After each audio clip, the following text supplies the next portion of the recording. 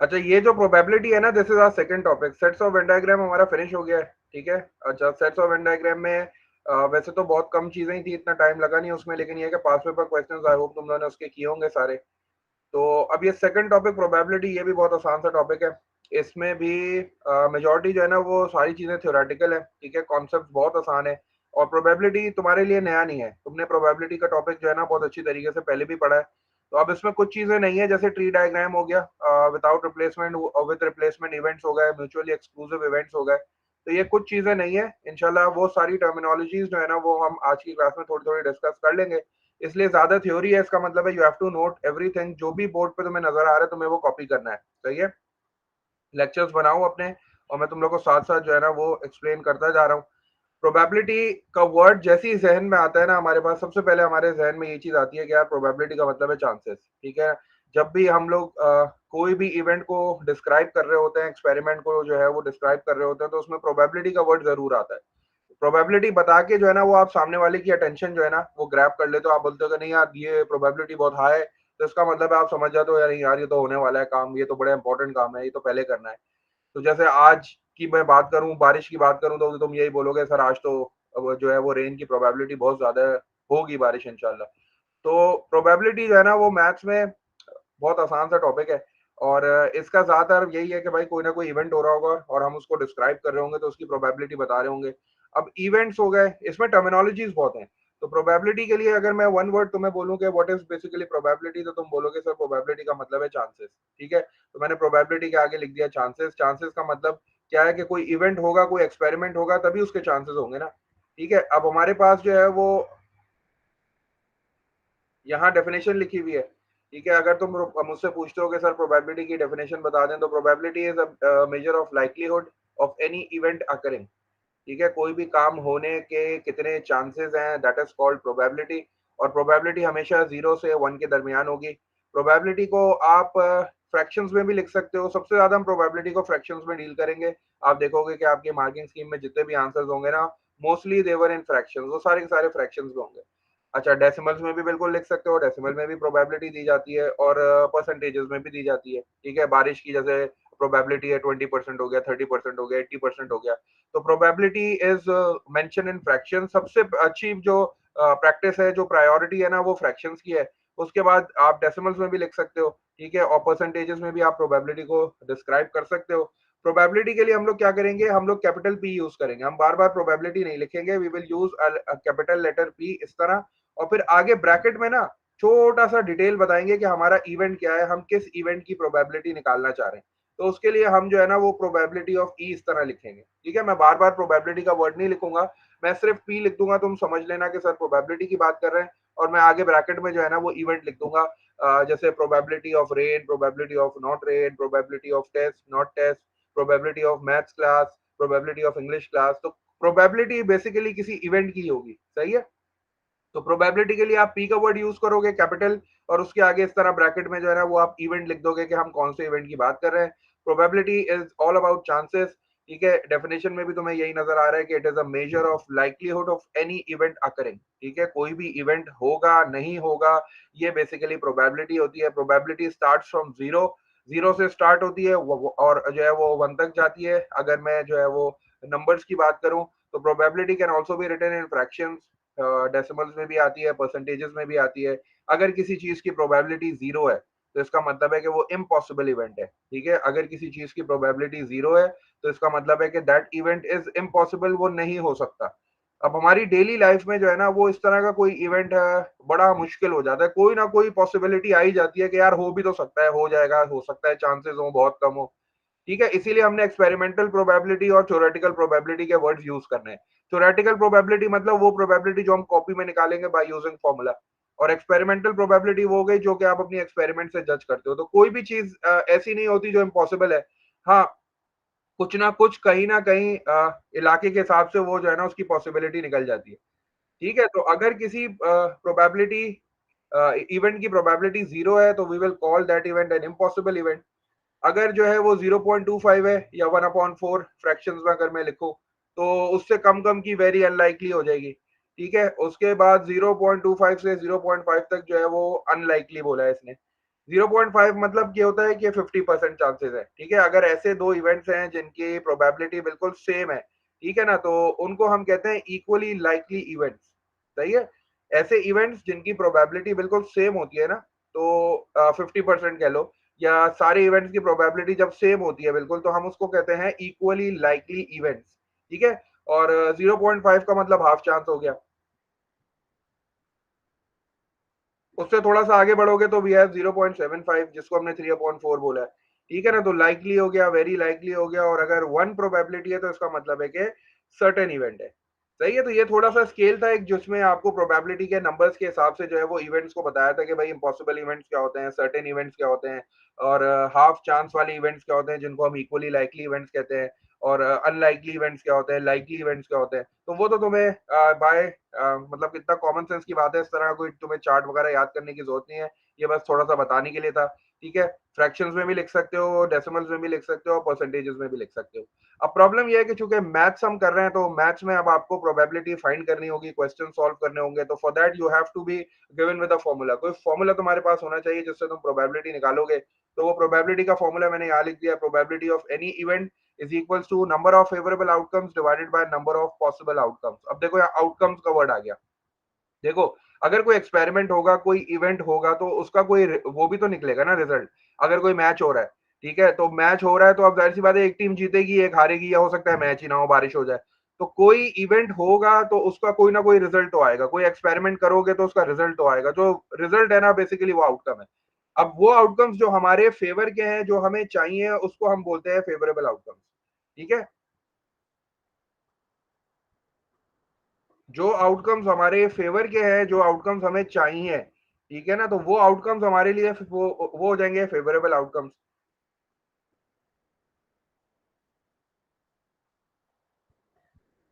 चलो, ठीक है? तो फ़ॉर्मूला बड़ा सिंपल सा है। फ़ॉर्मूले में हमारे पास एक न्यूमरेटर है, एक डिनोमिनेटर है। इसी से पता चल गया कि प्रोबेबिलिटी जो है ना वो फ्रैक्शन में आ गई। तो प्रोबेबिलिटी निकालने के लिए you have to find out the favourable outcomes और you have to find out the number of possible outcomes. ठीक है ना? ये दोनों चीज़ें अगर आपको मिल जाएँगी तो आप बड़ी आसानी से प्रोबेबिलिटी फाइंड आउट कर सकते हो। अब ये होता है कि हमें क्या करना होता है, सबसे ज़्यादा चैलेंजिंग चीज़ ये होती है कि जब भी कोई इवेंट होता है ना, तो हमें उसके सारे पॉसिबल आउटकम्स जो है ना वो लिखने पड़ते हैं, कि क्या-क्या पॉसिबल हो सकता है। उसी तरह नंबर ऑफ टोटल आउटकम्स आते हैं। मैं अभी तुम्हें एक्सपेरिमेंट दिखाऊँगा, उस एक्सपेरिमेंट में हम लोग जो है ना मिलके पॉसिबल आउटकम्स लिखेंगे कि क्या-क्या पॉसिबल आउटकम्स हो सकते हैं प्रोबेबिलिटी के। तो बस फॉर्मूला तुम्हें याद रखना है, number of favourable outcomes divided by number of total outcomes. तो यही फॉर्मूला है, सही है? अच्छा, अब इसमें एक चीज़ और आ रही है कि अभी मैंने तुम्हें जैसे बोला कि चैलेंजिंग चीज़ ये है कि we have to write all the possible outcomes. तो उसके लिए तुम्हें एक्सपेरिमेंट को अच्छी तरह समझना पड़ता है कि एक्सपेरिमेंट हमारे पास हो क्या रहा है, सही है? तो अभी मैं तुम्हारे सामने एग्जांपल शेयर करता हूँ, उसमें देखते हैं कि एक्सपेरिमेंट और उसका पॉसिबल आउटकम्स और टोटल आउटकम्स वगैरह हमें लिखने कैसे हैं। अच्छा, इधर कुछ मैंने जो है वो पॉइंटर्स लिखे हुए हैं। मैंने यही बात लिखी है पहले कि probability is a measure on a scale from 0 to 1। ठीक है ना? प्रोबेबिलिटीज़ ऐसी बात है, चांसेस हैं तो 0 से 1 तक होती है। 0 इंडिकेट्स इम्पॉसिबल इवेंट और 1 इंडिकेट अ सर्टेन इवेंट। ये बात हमने डिस्कस कर ली। टोटल प्रोबेबिलिटी हमेशा 1 होगी। टोटल प्रोबेबिलिटी हमेशा 1 होगी या फिर उसको बोल दो कि 100% होगी या 1 अपॉन 1 होगी। अगर फ्रैक्शंस की बात करो तो 1 अपॉन 1 हो गया। डेसिमल की बात करो तो आपके पास जो है वो मतलब डेसिमल्स में अगर हो गई तो उसमें परसेंटेजेस में हो गई तो 100% हो गई, ठीक है ना? तो टोटल प्रोबेबिलिटी तुम्हारी 1 है, डेसिमल्स में अगर बोलूँ तो 1.0 हो गई, सही है? अच्छा, अब अगर मैं तुमसे बोलूँ कि भाई फॉर एग्ज़ाम्पल अगर कोई इवेंट हो रहा है और उसकी प्रोबेबिलिटी जो है ना वो 0.2 है। उसकी प्रोबेबिलिटी जो है उस इवेंट को होने की 0.2 है। तो what is the probability of that event not occurring? तो तुम क्या करोगे? तुम ये सोचोगे कि यार टोटल प्रोबेबिलिटी तो 1 होती है। अगर वो इवेंट होने की प्रोबेबिलिटी 0.2 है, तो नहीं होने की क्या होगी? तो हम 1 में से 0.2 को माइनस कर दोगे। तो ये भी एक तुम्हारे पास फ़ॉर्मूला होता है। समटाइम्स ऐसा होता है कि हमें नॉट इवेंट की प्रोबेबिलिटी निकालनी होती है, मतलब कोई भी चीज़ होती है ना, उसका ऑपोज़िट, ठीक है? मैच हो रहा है, तो मैच नहीं होने की प्रोबेबिलिटी क्या होगी? बारिश हो रही है, तो बारिश नहीं होने की प्रोबेबिलिटी क्या होगी? मैथ्स की क्लास हो रही है, तो मैथ्स की क्लास जो है वो नहीं होने की प्रोबेबिलिटी क्या होगी? तो ऑपोज़िट इवेंट्स की प्रोबेबिलिटी निकालने के लिए हम क्या करते हैं? We just subtract the probability of the event from 1। तो ये भी तुम्हारे पास एक नया फ़ॉर्मूला आ गया। तो 2 फ़ॉर्मूले तुमने अभी देख लिए हैं। एक तुम्हारे पास है टोटल प्रोबेबिलिटी वाला फॉर्मूला है, ठीक है? How can you find out the probability? Probability के लिए हमारे पास सिंपल सा फॉर्मूला है probability is equals to number of favourable outcomes divide by total outcomes. Copy करते रहो, जो जो चीजें तुम्हें समझ में आ रही है ना, जो जो चीजें तुम्हारे लिए इंपॉर्टेंट है, देखो कॉपी तो करना है ना, ये की पॉइंट्स है। मैं बोर्ड पे लिखता तुम्हारे सामने अभी है कि मैंने बोर्ड बनाया हुआ है, तो you have to copy all that. ये लेक्चर है तुम्हारा, तो मेन मेन चीजें जो तुम्हें समझ में आ रही है, कुछ इसमें रिपीटेशन है तो उसको छोड़ दो, जो मेन मेन चीजें तुम्हें लिखनी है वो बिल्कुल लिखो, ठीक है। अच्छा, मैं दोबारा से एक बार जल्दी से ऊपर से ब्रीफ कर देता हूँ, जो जो थोड़ा सा लेट है उनको थोड़ा सा पता चल जाएगा। हमने अपना सेकंड टॉपिक स्टार्ट किया है प्रोबेबिलिटी का, ठीक है। प्रोबेबिलिटी बेसिकली चांसेस है, ठीक है। चांसेस मतलब कोई भी इवेंट होगा तो उसके कितने चांस है होने के, नहीं होने के। Probability is all about chances. Probability fractions में भी लिखी जाती है, डेसिमल्स में भी आती है, परसेंटेजेस में भी आती है। प्रोबेबिलिटी के टॉपिक में थ्योरी ज्यादा है, ठीक है, और क्वेश्चंस इंशाल्लाह साथ साथ करते रहेंगे। क्वेश्चंस बहुत आसान है, बड़े बड़े क्वेश्चंस होते हैं, आंसर जो है ना वन वर्ड होता है। अच्छा, प्रोबेबिलिटी का एक स्केल भी होता है, ये जो मैंने तुम्हारे सामने बनाया हुआ है, इसको याद करने की जरूरत नहीं है, इसको बस समझ लो। अगर तुम्हारे पास प्रोबेबिलिटी 0 है तो इसका मतलब है वो इम्पॉसिबल इवेंट है। इफ योर प्रोबेबिलिटी इज 1, इसका मतलब है वो सर्टेन है। अगर तुम्हारी प्रोबेबिलिटी 50-50 है, हाफ चांस है, तो उसको हम इक्वली लाइकली इवेंट्स भी कहते हैं, या उसको जो है वो मतलब हाफ चांस इवेंट भी कह सकते हैं, ठीक है। 50% से कम है तो अनलाइकली है, 50% से ज्यादा है तो लाइकली है। दो फॉर्मूले हमने याद किए हैं। एक हमारे पास प्रोबेबिलिटी निकालने का फॉर्मूला है, number of favourable outcomes divided by number of total outcomes, या number of possible outcomes. Number of total outcomes अगर लिखने में तुमसे गलती हो गई तो तुम्हारा आंसर गलत हो जाएगा। प्रोबेबिलिटी का क्वेश्चन 1 मार्क का आता है, ठीक है, तो अगर तुमने वो फ्रैक्शन ही गलत बनाया तो तुम्हारे 1 नंबर कट जाएंगे। डजेंट मैटर न्यूमरेटर सही हो, लेकिन नंबर कट जाएगा। अच्छा, प्रोबेबिलिटी जो है वो अगेन वही है, जैसे सेट्स ऑफ वेन डायग्राम वाली वेटेज थी ना, इसकी भी सेम वही वेटेज है। 6 to 8 मार्क्स आता है, पेपर 1 का टॉपिक है। लेकिन P2 में थोड़ा सा मुश्किल सवाल, अगर क्वाड्रेटिक के साथ इसको इंक्लूड किया जाए तो ये P2 में भी आ सकता है। लास्ट चीज हमने यहाँ ये देखी कि अगर probability of any event not occurring आपको निकालना हो, तो आप क्या करते हो, probability of that event occurring को 1 में से माइनस कर देते हो, तो you will get the probability of the opposite event. सही है। अच्छा, अब मैंने यहाँ कुछ कीवर्ड्स लिखे हुए हैं टॉप पे, ये कीवर्ड्स हम साथ साथ जो है ना वो डिस्कस करते हुए जा रहे हैं,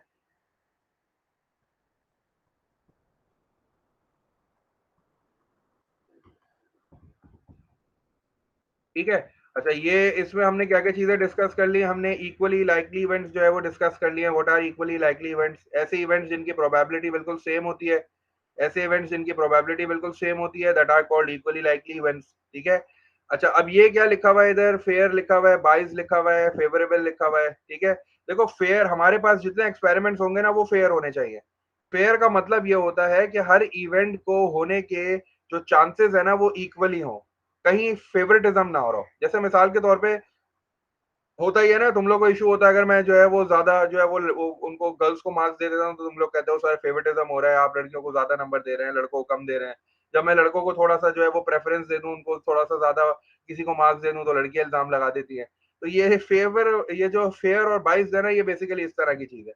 हमारे पास जितने एक्सपेरिमेंट्स है ना, दैट शुड बी फेयर, वो फेयर होने चाहिए बिल्कुल। अगर वो बाइस्ड होंगे ना तो फिर हमारी प्रोबेबिलिटी सही नहीं आएगी। अब मिसाल के तौर पे तुमने क्वाइन यूज किया, अब क्वाइन जो था वो दोनों साइडों पे एक ही फेस बना हुआ था, दोनों साइडों पे हेड ही था, ठीक है। अब तुमने क्वाइन को फ्लिप किया, वो हर बार ही हेड आएगा, ठीक है ना, तो टेल तो आना ही नहीं है क्योंकि टेल है ही नहीं उस पे। तो इसका मतलब ये हो गया कि तुम्हारी क्वाइन जो है ना वो फेयर नहीं है, वो बाइस क्वाइन है, उसमें जो है धोखेबाजी कर रहे हो तुम, ठीक है। तो फेयर का मतलब ये है कि हम जो क्वेश्चंस को सॉल्व करेंगे ना, हम उसमें अज्यूम यही करेंगे कि हमारे पास जो कॉइन है ना वो फेयर है। अब जब मैं कॉइन का क्वेश्चन करता हूँ तो बच्चे कहते हैं सर कॉइन आपने ऊपर करी, आपने टॉस करी कॉइन, अगर वो हो सकता है नीचे आके वो लैंड नहीं की, वो खड़ी हो गई ऐसे, तो फिर क्या होगा। तो इसीलिए हम क्वेश्चन में यूज करते हैं फेयर कॉइन। फेयर कॉइन ऐसी है जिसको जब आप टॉस करोगे तो इधर हेड आएगा या टेल आएगा। ऐसा नहीं हो सकता कि वो कॉइन ऊपर से गायब हो जाए या फिर वो आके लैंड ही ना हो सही तरीके से। तो फेयर का वर्ड जो है ना इन सारी चीजों को टैकल कर लेता है। तो फेयर समझ में आ गया, ठीक है। 22 हमें समझ में आ गया, 22 हो गया। और फेवरेबल आउटकम्स वो आउटकम्स हैं जो कि क्वेश्चन हमें बोल रहा है फाइंड करने के लिए, जो हमारे मतलब के हैं, ठीक है ना। फेवरेबल का मतलब यही होता है ना, जो हमारी नीड है या जो हमारे मतलब के हैं। रैंडम इवेंट्स का मतलब होता है कि भाई तुम, अब जाहिर सी बात है, अगर मैं तुम्हें बता दूं कि मैं ये काम करने वाला हूँ तो वो तो फिर बाइसनेस हो जाएगी ना, वो फेयर नहीं होगा। तो हम यहाँ जो भी काम करेंगे हम रैंडमली करेंगे। जैसे मिसाल के तौर पे मुझे किसी से क्वेश्चन पूछना है, मैं पहले ही बता दूं कि भाई शामिक तुमसे मैं क्वेश्चन पूछने वाला हूँ, तो वो तो फिर फायदा नहीं हुआ ना। मैं रैंडमली शामिक से क्वेश्चन पूछ लूंगा तो शामिक फिर जो है वो आंसर देगा इंशाल्लाह। तो रैंडम का मतलब ये हो गया, हमारे पास जितने इवेंट्स हैं that will be random. And what about the theoretical probability, मैंने बता दिया there are two types of probability, theoretical probability और द एक्सपेरिमेंटल प्रोबेबिलिटी. चूंकि we are doing maths so we have to do some calculations, for that calculations we need a formula. तो वो जो फॉर्मूले से प्रोबेबिलिटी आती है ना, वो थ्योरेटिकल प्रोबेबिलिटी होती है. और एक्सपेरिमेंट जो जाहिर सी बात है, अभी महकमा मौसमियात बता रहा है कि आज से 100 मिलीमीटर बारिश होगी, बेसिकली एक्सपेरिमेंटल प्रोबेबिलिटी है. जब बारिश होगी, हम रिकॉर्ड करेंगे तो वो थ्योरेटिकल हो जाएगी. सही है ना. तो ये थोड़ा सा इसमें फर्क आ गया. सैंपल स्पेस, क्योंकि हमें टोटल आउटकम्स सारे के सारे आइडेंटिफाई करने होते हैं, तो जब सारे टोटल आउटकम्स को मैं एक साथ लिख दूंगा ना, तो एक सैंपल स्पेस बन जाता है. Sample space contains all the possible outcomes. मतलब सैंपल स्पेस का मतलब ये हो गया कि मैंने एक ऐसी जगह बनाई हुई है जहां मैंने सारे पॉसिबल आउटकम्स जमा कर दिए हैं, तो that is called sample space. Outcomes हमें पता चल गया इवेंट्स होते हैं, और सॉरी आउटकम्स जो है वो रिजल्ट्स होते हैं, इवेंट्स जो है वो कोई भी एक्सपेरिमेंट है, कोई भी हैपनिंग है. ठीक है. तो ये कुछ चीजें थी जो कि तुम बार बार क्वेश्चंस में देखते रहोगे.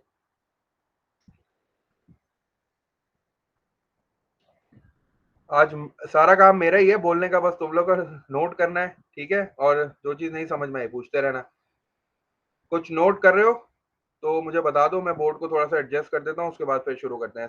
वो सैंपल स्पेस मैंने बता दिया. Sample space is the collection of all the possible outcomes. ठीक है. अगर जैसे कोई भी एक्सपेरिमेंट हो रहा है, अगर मैं कॉइन की बात करता हूँ, कॉइन सबसे आसान है. ठीक है. आप जब कॉइन को फ्लिप करते हो, तो जब आप कॉइन को फ्लिप कर रहे हो, बेसिकली ये आपका इवेंट हो गया. ठीक है ना. You are tossing a coin. अब जब आप कॉइन को टॉस करोगे ना, तो क्या क्या हो सकता है. ठीक है. फेयर की बात कर रहा हूँ मैं. फेयर की बात यह है कि या फिर टेल आएगा या हेड आएगा. तो हेड आना और टेल आना, ये दो आउटकम्स है. ठीक है. जब मैं दोनों आउटकम्स को जमा कर दूंगा एक जगह पे, एक ब्रैकेट में जमा कर दूंगा या एक स्पेस में जमा कर दूंगा, तो इसको क्या कहेंगे, sample space. We are now moving to the first example जो आपके सामने आपको नजर आ रही है. ये एग्जांपल स्टार्ट करते हैं. इसको थोड़ा सा रीड कर लेते हैं, फिर देखते हैं करना क्या है इस एग्जांपल में. आपसे ये कह रहा है कि example number 1 is a fair coin is tossed and the results are observed. ठीक है. मतलब एक फेयर कॉइन, फेयर का वर्ड बार बार आएगा. ठीक है. वरना बच्चा यही लिख देगा कि सर वो 22 कॉइन थी.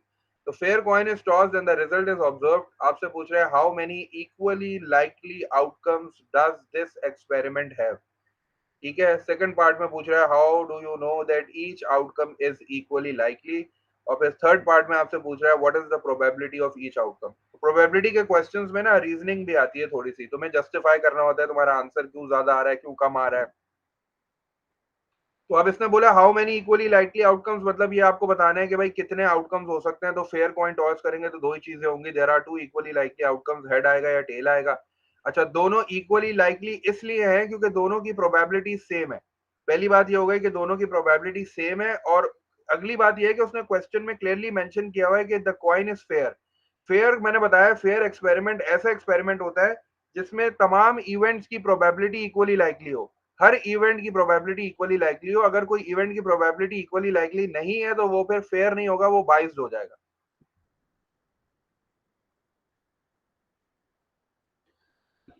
अच्छा, अब ये जो थर्ड पार्ट है इसमें आपसे कह रहा है फाइंड द प्रोबेबिलिटी. ठीक है. अच्छा, अब इसको जल्दी से जो है ना मैं एक ऐसी करा देता हूँ इधर. अब ये जाहिर सी बात है, प्रोबेबिलिटी का हमने जो है वो फॉर्मूला डिस्कस किया था, प्रोबेबिलिटी ऑफ एनी इवेंट. अब ये कह रहा है what is the outcome of each event. तो अब दो इवेंट्स हैं, या फिर टेल आ रहा है या फिर हेड आ रहा है. तो तुमने प्रोबेबिलिटी लिखा और इस तरह ब्रैकेट में टेल लिख दिया. अब मुझे ये बताओ कि हमारे पास टोटल आउटकम्स कितने हैं. इसके टोटल आउटकम्स दो ही हैं. या फिर हमारे पास हेड आ रहा है या फिर हमारे पास टेल आ रहा है. तो जो है मैंने दोनों आउटकम्स को एक साथ लिख दिया इस तरह. तो this is the sample space. ये बन गई सैंपल स्पेस. इसका मतलब डिनोमिनेटर में टोटल आउटकम्स आ गए, तो दो ही आउटकम्स हैं जो हो सकते हैं. अब टेल आने की कितनी है भाई, टेल एक ही बार आ सकता है, तो इसका मतलब है इसकी प्रोबेबिलिटी हो गई 1/2. इसी तरह हेड की प्रोबेबिलिटी भी यही हो गई. अगर हेड की निकालोगे तो वो भी 1/2 आ जाएगी. तो आपके पास दोनों की प्रोबेबिलिटी जो है ना वो 1/2 आ रही है या 0.5 आ रही है. तो ये दोनों के दोनों इवेंट्स जो हैं वो इक्वली लाइकली है, मतलब दोनों की प्रोबेबिलिटी बिल्कुल बराबर है, इसीलिए एक फेयर इवेंट है. अच्छा, अब दूसरा एक्सपेरिमेंट मेरे पास क्या है, डाइस का है. ठीक है. डाइस बेसिकली प्लूरल होती है और डाई जो है वो सिंगुलर होता है. ये जो डाई लिखा हुआ है ये सिंगुलर है. ठीक है. जो आप खेल रहे होते हो लूडो, उसमें नजर आती है आपको. तो अब जब आप एक ऑर्डिनरी फेयर डाई, आप देखो इसने भी यही बात की, ऑर्डिनरी फेयर डाई को रोल करोगे, जब आप उसको फेंकोगे तो आपके पास टोटल आउटकम्स कौन कौन से होंगे, या 1 आएगा या 2 आएगा या 3 आएगा. वो 6 साइडेड है. ठीक है ना. वो आपके पास 6 साइडेड है. यहाँ उसको ये भी मेंशन करना चाहिए था, क्योंकि आजकल जो है वो चेंज भी हो रही है, फेसेस कम भी हैं. तो 1 2 3 ये 4 हो गया. ठीक है, ये 5 हो गया, ये 6 हो गया, तो हमारे पास ये 6 के अलावा और कोई नंबर्स नहीं हो सकते ना, तो we have these 6 numbers only. तो if you are rolling a fair ordinary die, यही 6 आपके पास जो है वो आउटकम्स आएंगे। सारे आउटकम्स को मैंने जमा कर दिया, तो ये मेरा सैंपल स्पेस आ गया। अब वो इसके बारे में कह रहा है कि what is the theoretical probability of each of the equally likely event. तो हर इवेंट की प्रोबेबिलिटी क्या हो जाएगी, फॉर्मूला यूज करोगे। फॉर्मूला क्या है, number of favourable outcomes divided by total outcomes. तो ये सब के सब की प्रोबेबिलिटी जो है ना, ये 1/6 होगी, क्योंकि हर नंबर एक ही बार आपको नजर आ रहा है। 1 की प्रोबेबिलिटी 1 होगी, फेवरेबल आउटकम 1 हो गया, और divided by total outcomes, total outcomes कितने हैं, 6 हो गया, तो ये 1/6 हो गया। ठीक है, ये तो बड़ा आसान सा सवाल हो गया। अच्छा, अब उसने आपको थोड़ा सा तंग करना शुरू किया, क्योंकि यहाँ नंबर आना शुरू हो गए। अब ये आपको कह रहा है what is the probability of obtaining a prime number. अब देखो, इस तरह के कितने क्वेश्चंस बन सकते हैं। अब आपने तलाश करना है कि व्हाट इज प्राइम नंबर। अब अगर एक बच्चा उसको प्राइम नंबर नहीं समझ में आ रहे, तो वो फिर क्या करेगा, वो 1 को भी इंक्लूड कर देगा। ठीक है ना, तो आपको पता है प्राइम नंबर्स क्या होते हैं। प्राइम नंबर्स ऐसे नंबर्स होते हैं दैट हैज एग्जैक्टली 2 फैक्टर्स, मतलब वो सिर्फ 2 नंबर्स के टेबल में आने चाहिए। 1 सिर्फ एक ही टेबल में आता है, 1 सिर्फ अपने टेबल में ही आता है, तो 1 प्राइम नंबर नहीं है। तो अब आपने तलाश किया भाई कौन कौन से नंबर है, तो 2 हो गया, 3 हो गया, और 5 हो गया। ठीक है, तो आपने यहाँ लिख लिया कि भाई ये जो है ना, मेरे 3 जो है वो फेवरेबल आउटकम्स है, ये मेरे 3 फेवरेबल आउटकम्स है। टोटल आउटकम्स हमेशा 6 ही रहेंगे, तो आपने 3 को 6 से डिवाइड कर दिया, तो आपको प्रोबेबिलिटी मिल गई 1/2। इसी तरह find the probability of obtaining a square number. अब स्क्वायर नंबर में 1 भी आएगा, डेफिनेटली 1 भी तो स्क्वायर है। 1 आ गया, 4 आ गया, सही है। इसके अलावा और कोई स्क्वायर नंबर आपको नजर आ रहा है? ठीक है, स्क्वायर नंबर 1 हो गया, 4। स्क्वायर नंबर ऐसा नंबर होता है जिसका कंप्लीट स्क्वायर रूट निकलता हो, इस तरह समझ लो। ठीक है, कंप्लीट स्क्वायर रूट जिस नंबर का निकलता है that is a square number. तो स्क्वायर रूट ऑफ 1 इज 1, तो 1 is a square number. Square root of 4 is 2, so 4 is a square number. तो मेरे पास जो फेवरेबल आउटकम्स आ गए दैट आर 2। ठीक है, और डिवाइडेड बाय टोटल आउटकम्स 6 है, तो 2/6, 1/3 आंसर आ गया मेरा। क्या हो जाएंगे, 1 2 3 4 5 6 हो जाएगा। ठीक है, एक ही डाई है। ठीक है, अभी हम आगे क्वेश्चंस करेंगे जिसमें वो 2 डाई एक साथ रोल करेगा। ठीक है, ऐसे भी क्वेश्चंस आएंगे जिसमें वो एक साइड पे कॉइन जो है वो फ्लिप कर रहा होगा, एक साइड पे जो है वो डाइस को रोल कर रहा होगा। तो ऐसे एग्जांपल्स आगे आएंगी, बैग ऑफ मार्बल्स की एग्जांपल्स आएंगी। ठीक है, लेकिन काम वही तुम्हें करना है, you have to list all the possible outcomes. सारे पॉसिबल आउटकम्स लिख लो, फेवरेबल आउटकम्स को न्यूमरेटर में रखो, प्रोबेबिलिटी निकालते रहो। और प्रोबेबिलिटी को हमेशा सिंप्लीफाइड मतलब फ्रैक्शन में रिड्यूस करके लिखा करो। समटाइम्स मैं तुम्हें बोलूंगा कि रिड्यूस करने की जरूरत नहीं है, लेकिन ये है कि जो फाइनल आंसर होता है ना, कोशिश क्या करो कि उसको रिड्यूस कर दो। ठीक है, जबरदस्त शामिक। देख लेते हैं, जल्दी से वेरीफाई कर दो शामिक ने आंसर शेयर किया। ग्रेटर देन 7 तो जीरो है, बिल्कुल जबरदस्त। ग्रेटर देन 6 तो हो ही नहीं सकता, 6 से बड़ा कोई नंबर ही नहीं है। और लेस देन 7 में सारे ही नंबर लेस देन 7 है। ठीक है, तो बड़ा आसान सा क्वेश्चन था ये, एक एक नंबर की चीजें आती हैं बस। इसमें तुम्हें तंग वो यही करेगा, multiple of 2, factor of 2, prime numbers, even और ऑड नंबर्स, इस तरह ही तंग करेगा तुम्हें बस, इसमें और कुछ नहीं है। ये वेरीफाई कर दो, सारे यही आंसर आ रहे हैं। ग्रेटर देन 4 कौन कौन से नंबर आ रहे हैं?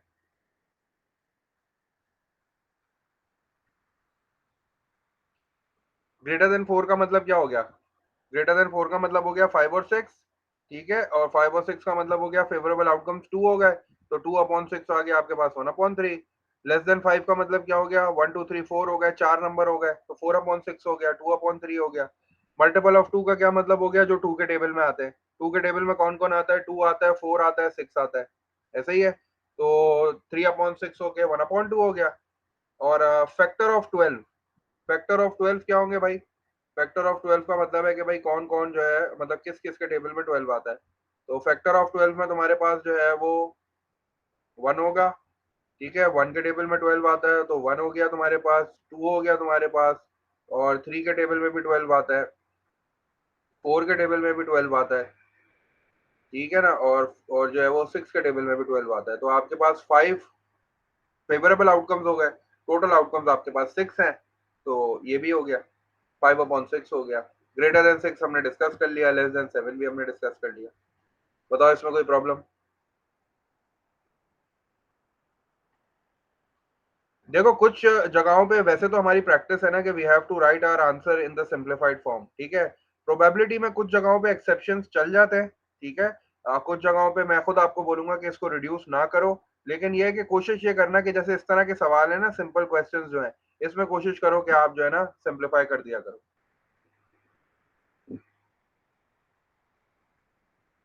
चलो, अब यहाँ थोड़ा सा मैंने तुम्हें एक ऐसी रफ सा क्वेश्चन करके दिखा दिया है, ठीक है ना। इसमें हमारे पास दो इवेंट्स हैं, सैंपल स्पेस मैंने लिखा है इसमें ना।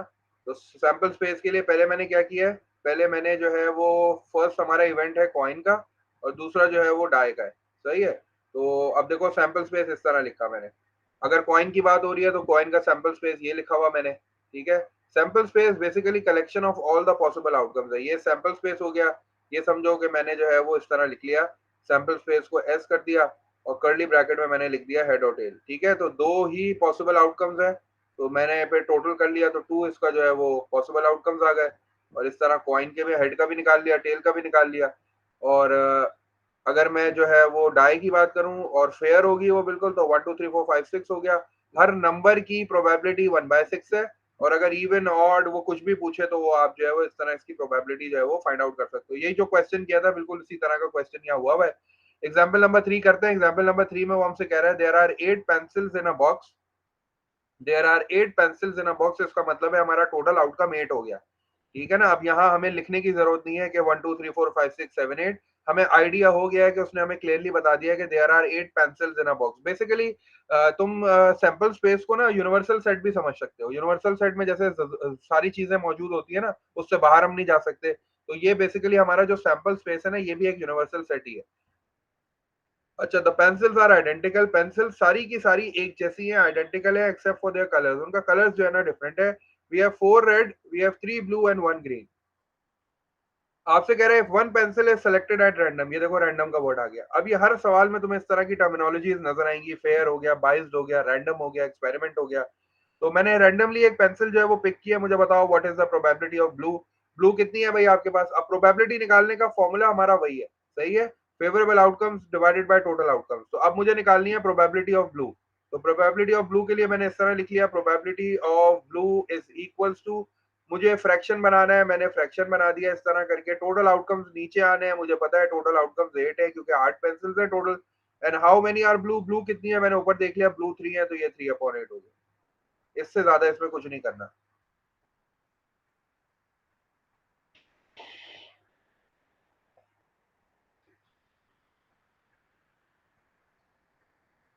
चलो, अगर 3/8 is the probability of a pencil that is blue, what will be the probability that the pencil is not blue? अगर 3 ब्लू है तो नॉट ब्लू कितनी होंगी, 5 हो जाएंगी। आपने टोटल में से माइनस कर लिया, इसकी प्रोबेबिलिटी आ गई 5/8।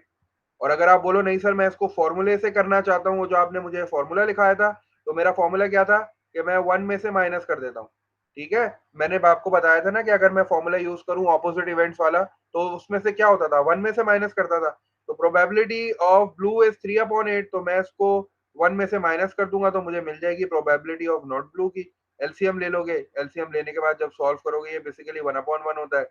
8 और 1 का एलसीएम 8 आ जाएगा, तो 5 माइनस ये 8 - 3 जो है वो, ये भी 5/8 आ जाएगा। दोनों से आंसर बिल्कुल सेम आ रहा है। कुछ जगहों पे हमें ये फॉर्मूला यूज करना पड़ेगा क्योंकि हम सिंपली माइनस नहीं कर पाएंगे ऐसे। अच्छा, अब ये आपसे कह रहा है what is the probability that the pencil is red और ब्लू, मतलब मुझे रेड भी चाहिए और मुझे ब्लू भी चाहिए, मुझे दोनों चाहिए। ऐसा नहीं है कि उसने रेड और ब्लू में से कोई एक बोला, और का वर्ड का मतलब ये है कि आई नीड बोथ, मुझे दोनों चाहिए, ठीक है ना। मतलब ये भी हो सकती है और ये भी हो सकती है, या फिर रेड होगी तो भी चलेगा या ब्लू होगी तो भी चलेगा। अब रेड कितनी है मेरे पास, ठीक है, रेड 4 है, ब्लू 3 है, तो ये 7/8 हो गया, ठीक है ना। और का मतलब यही हो गया कि भाई मुझे जो है वो ये भी चलेगा और ये भी चलेगा इस तरह। और what is the probability of red, green और ब्लू, तीन ही पेंसिल्स थी तो वो 1 हो जाएगी।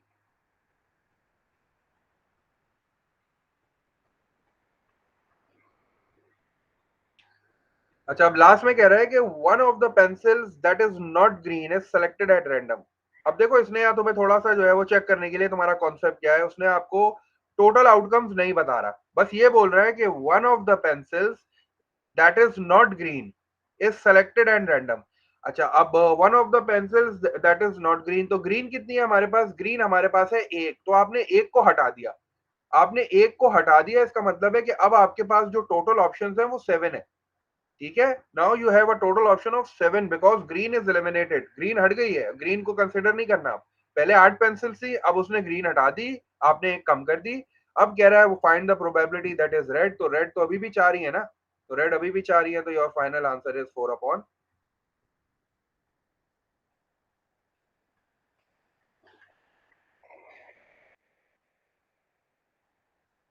तो प्रोबेबिलिटी में ना वो तुम्हें इस तरह बस क्वेश्चंस की लैंग्वेज से तंग करता रहेगा बस। प्रोबेबिलिटी ज्यादा मुश्किल नहीं है, बस अगर कॉन्सेप्ट इसके बहुत इजी इजी है, अगर समझ गए तो बहुत आसान टॉपिक है, ये स्कोरिंग टॉपिक है। और ये पेपर 1 में लाजमी आता है, हर साल आता है इसमें। ज्यादातर के इसके क्वेश्चंस जो है ना वो उसके आते हैं, ट्री डायग्राम वगैरह के आते हैं। ठीक है ना, तो अभी इंशाल्लाह स्टार्ट करते हैं, बस इंशाल्लाह नेक्स्ट क्लास में ट्री डायग्राम स्टार्ट कर देंगे, अभी तो बेसिक्स था थोड़ा। तो ये हमारा आंसर आ गया, आप जल्दी से ये वाला भी कर लो।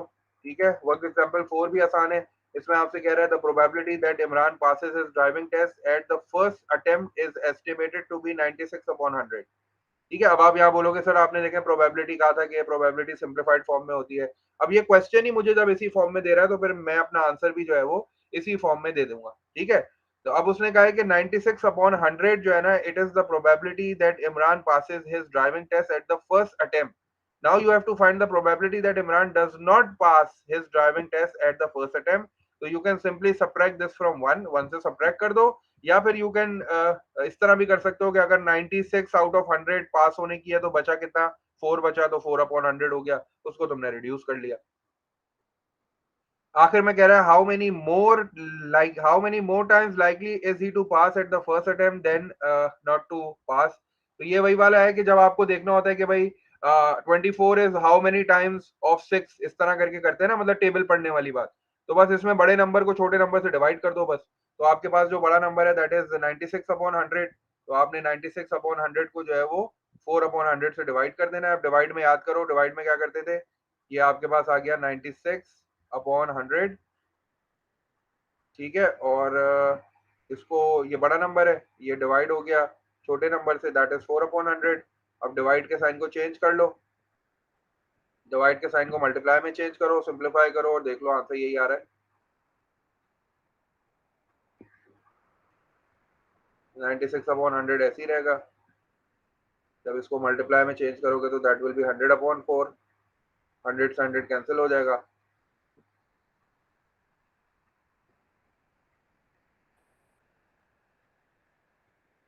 24 आ जाएगा।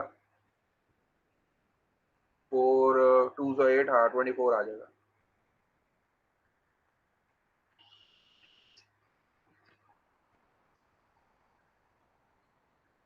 यहाँ तक बताओ कोई प्रॉब्लम?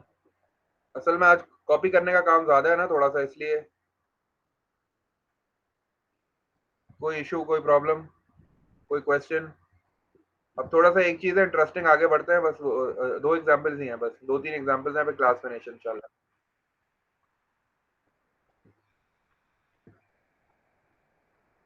हाँ मैं ये दोबारा बता देता हूँ।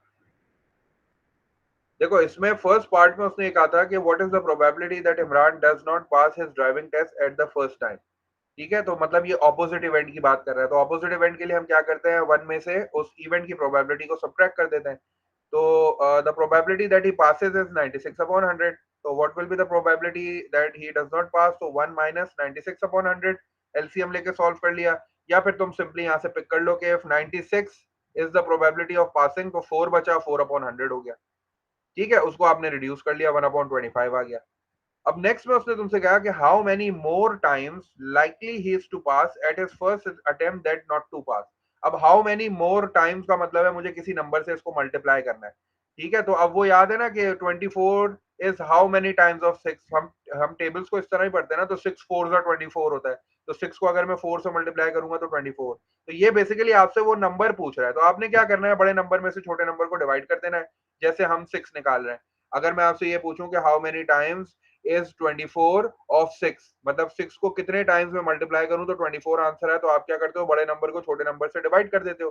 तो यहाँ भी हमने ऐसे ही किया बिल्कुल, हमारे पास जो बड़ा नंबर था दैट इज 96 अपॉन 100, छोटा नंबर था 4 अपॉन 100, दोनों को डिवाइड कर दिया, डिवाइड के साइन को मल्टीप्लाई में चेंज किया, सिंप्लीफाई किया, तो हमारे पास 24 आंसर आ गया। इसका मतलब है कि पास होने की प्रोबेबिलिटी इज 24 टाइम्स ज्यादा है देन नॉट टू पास। ठीक है, तो इस तरह के क्वेश्चंस ना तुम्हारे पास आते हैं, वो जस्टिफिकेशन मांगता है।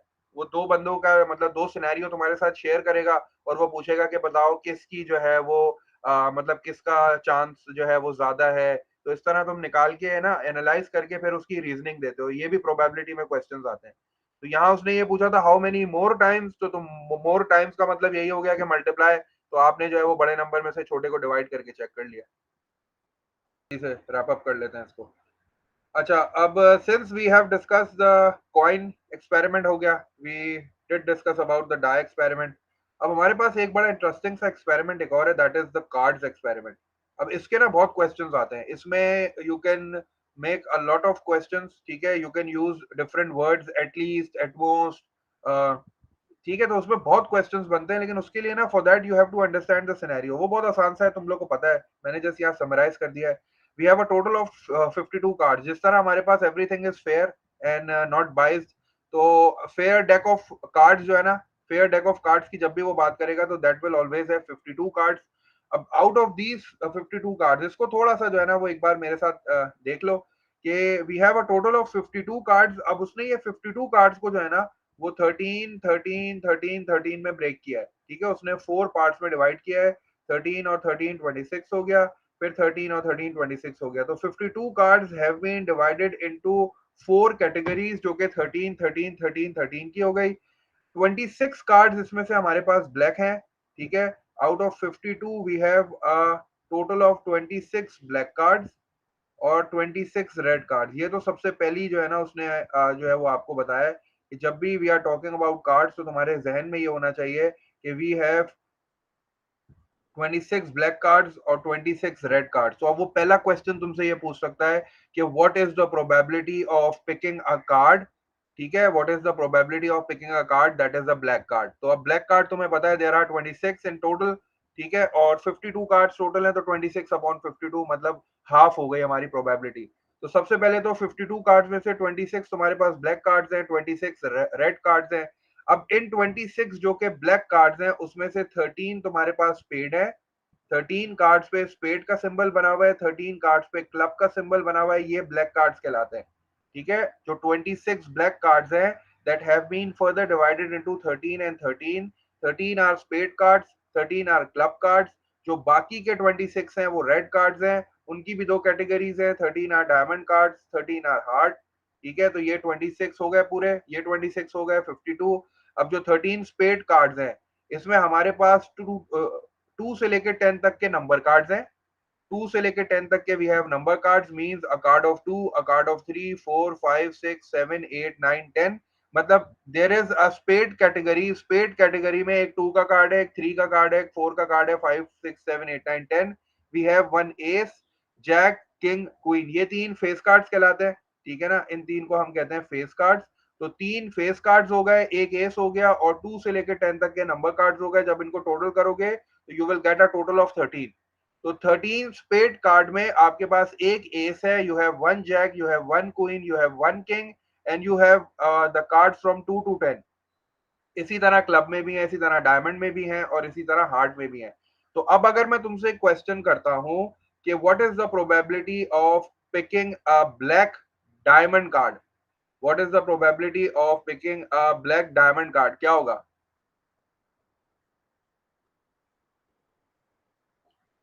जबरदस्त। ब्लैक डायमंड कार्ड हो ही नहीं सकता, डायमंड कार्ड तो रेड है। तो इस तरह के तुम बहुत सारे क्वेश्चंस बना सकते हो। What is the probability of picking an ace card, चलो, what is the probability of picking an ace card, क्या आएगा answer? What is the probability of picking an ace card? 4 upon 52, जबरदस्त। What is the probability of picking a face card? What is the probability of picking a face card?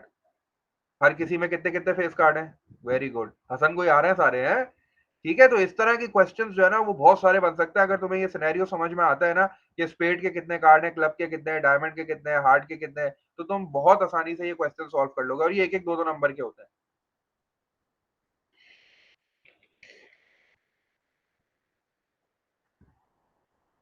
चलो, अब आ जाओ जल्दी से ये वाले पे। आई होप ये कॉपी कर लिया होगा। जल्दी से अब ये वाला क्वेश्चन करते हैं। अब ये थोड़ा सा मैंने मुश्किल बनाने की कोशिश की है क्वेश्चन को, इस क्वेश्चन में वो कह रहा है कि हमारे पास अब जो एक्सपेरिमेंट है ना, वी हैव टू डाइस, ठीक है, dice is basically plural, die singular था तो डाइस अब प्लूरल हो गया, दो डाइस है that are rolled and their sum is recorded. अब देखो यहाँ वो तुम्हें डिटेल बता रहा है, वो कह रहा है कि we have two dice that are rolled and their sum is recorded, उनका सम रिकॉर्ड किया गया है, ठीक है। डाई पे जो नंबर आ रहा है फेस पे, उससे मुझे कोई इंटरेस्ट नहीं है, I just need the sum of those two numbers. Find the probability that the sum is a prime number. Find the probability that the sum is at least 10. ठीक है. Find the probability that the sum is at most 5. Find the probability that the sum is a multiple of 3. ठीक है. तो अब ये मेरे पास एक question है, थोड़ा सा चेंज मैंने किया है ताकि थोड़ा सा सैंपल स्पेस जो है ना वो मुझे बनानी पड़ जाए। अब ये जो मैंने सैंपल स्पेस बनाई है ना, इसका नाम है पॉसिबिलिटी डायग्राम। ठीक है। समटाइम्स ऐसा होता है कि आपको अपने सारे आउटकम्स जो है ना वो इस तरह डायग्राम की फॉर्म में लिखने पड़ते हैं। तो ये हमारे पास एक डायग्राम है जिसको हम कहते हैं possibility diagram. Possibility diagram is basically the universal set that has all the possible outcomes. ये पॉसिबिलिटी डायग्राम है बिल्कुल। ठीक है। तो अब देखो इसको कैसे फिल किया है। ये तुम्हें फिल करने के लिए भी आती है और ये कम से कम मिलती है, तुम्हें हाफ मिलती है, you have to fill the half. ठीक है। तो ये तुम्हें आना चाहिए how to fill a possibility diagram. ये कुछ क्वेश्चंस में you have to draw it yourself, पूरी की पूरी खुद बनानी पड़ेगी, और सम क्वेश्चंस में ना you have to be given, आधी गिवन होगी, you have to complete that diagram. तो इसको कहते हैं पॉसिबिलिटी डायग्राम। पॉसिबिलिटी डायग्राम इस तरह के क्वेश्चंस में बनाना बहुत इंपॉर्टेंट है। हो सकता है तुम बगैर पॉसिबिलिटी के भी जो है वो सोच सोच के आंसर निकाल लो, लेकिन उसमें टाइम लगेगा। पॉसिबिलिटी डायग्राम बना लोगे ना तो तुम्हारा काम जल्दी हो जाएगा। तो अब ये क्या कह रहा है कि मैंने क्या किया, since I have two dice और सब पे वो जो है वो है 6 नंबर्स, तो 1 2 3 4 5 6 यहाँ भी आ गया, 1 2 3 4 5 6 यहाँ भी आ गया। ये वाले जो नंबर्स हैं ये पहली वाली डाई के हैं, these are the numbers from the second die. अब चूंकि मुझे देयर सम इज रिकॉर्डेड तो मैंने यहाँ प्लस का साइन लिखा है।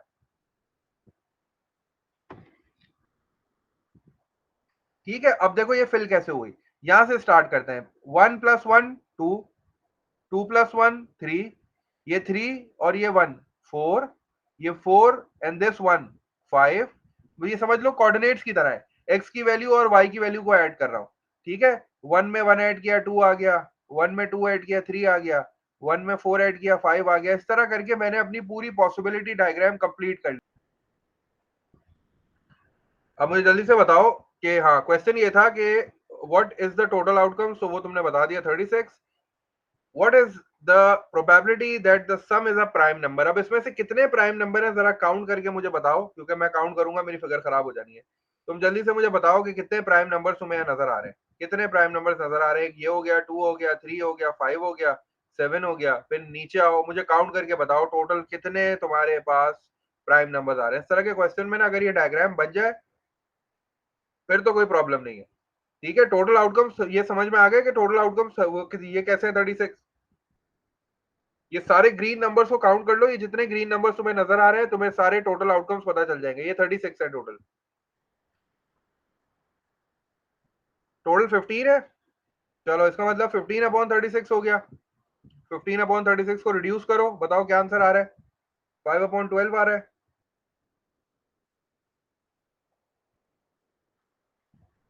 5/12 आ रहा है। ठीक है। पहले वाले का 5/12 आ गया। इसका मतलब इस फिगर के बाद ये क्वेश्चंस करना ना आसान है, वरना अगर ये ऐसे ही करोगे ना बड़े मुश्किल हो जाएंगे। तो हमारे पास जो है वो we have a total of 15 prime numbers. तो इसका मतलब है कि 15 प्राइम नंबर्स हैं हमारे पास, और 15/36 को जब आप रिड्यूस करोगे, ये 3 के टेबल में आते हैं, 3 5 15 और 3 12, तो तुम्हारा फाइनल आंसर जो है वो 5/12 आ गया। अब ये वाला बताओ जल्दी से, सम इज एटलीस्ट 10, इसका क्या मतलब होगा। एटलीस्ट 10 का मतलब है कम से कम 10 और ज्यादा चलेगा बिल्कुल।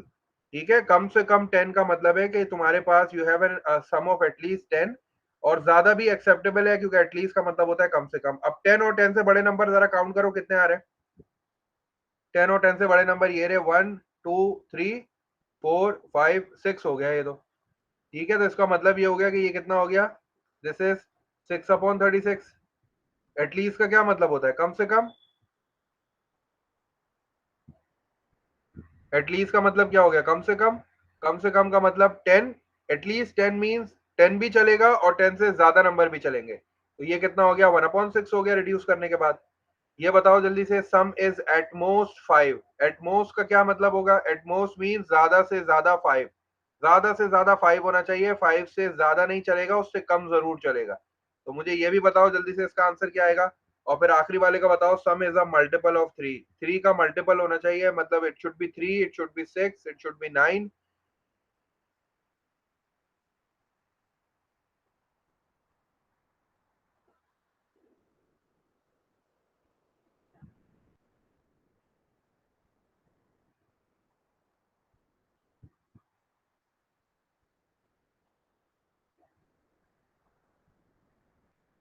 10 किसका कह रहे हो मिकाइल, एटलीस्ट 10 वाले का 10 कह रहे हो? वो 6 नहीं है एटलीस्ट 10, 1 2 3 4 5 6। इसका आंसर 6/36 नहीं आ रहा? इसको रिड्यूस करोगे तो दैट विल बी 1/30, 1/6। और ये बताओ, एटमोस्ट 5 का मतलब ये हो गया कि ये वाली लाइन से ऊपर ऊपर के नंबर ना। इसकी आसान ट्रिक यही है कि तुमने क्या किया, 5 पे लाइन बना ली इस तरह। एटमोस्ट 5 बोला है ना उसने।